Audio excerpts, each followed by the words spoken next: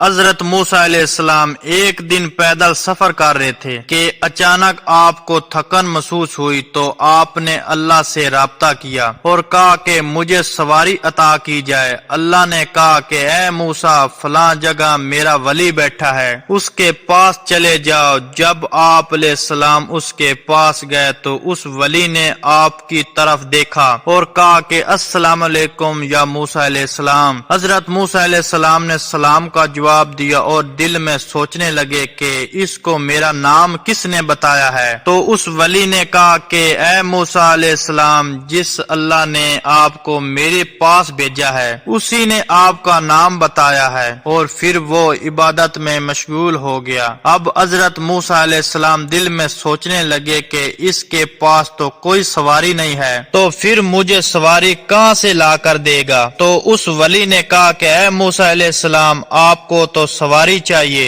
میں جدھر مرضی سے لا کر دوں۔ حضرت موسیٰ علیہ السلام بڑے حیران ہوئے کہ یہ ولی میرے دل میں جھانک رہا ہے، حالانکہ میں نبی ہوں اور یہ ولی۔ اب اس نے کہا کہ اے موسیٰ علیہ السلام، سواری آ جائے، تو آپ نے کہا کہ آ جائے۔ اس ولی نے آسمان کی طرف دیکھا کہ ایک بدل کا ٹکڑا جا رہا تھا، تو اس نے آواز دی کہ نیچے آ جا اور سواری بن جا۔ اللہ کے نبی کی جب وہ بادل کا ٹکڑا نیچے آ کر سواری بن گیا تو حضرت موسیٰ علیہ السلام نے اس ولی سے پوچھا کہ کتنی عبادت کر بیٹھا ہے جو تجھے اللہ نے یہ مقام عطا کیا ہے؟ اس نے کہا کہ اے موسیٰ علیہ السلام، میری ایک بڑی ماں تھی جو بہت بیمار تھی، میں نے 20 سال اس کی خدمت کی ہے، اور جب میری ماں کا آخری وقت آیا تو اس نے اپنے دونوں ہاتھ اوپر اٹھا کر دعا مانگی کہ اے اللہ، جس طرح میرا بیٹا 20 سال میری مانتا رہا ہے، اسی طرح میرے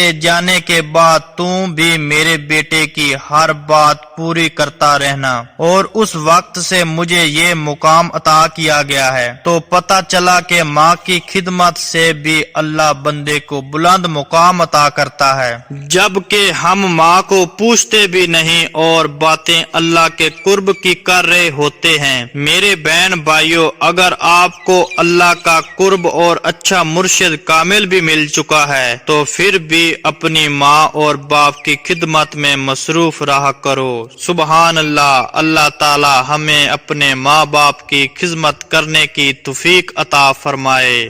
آمین۔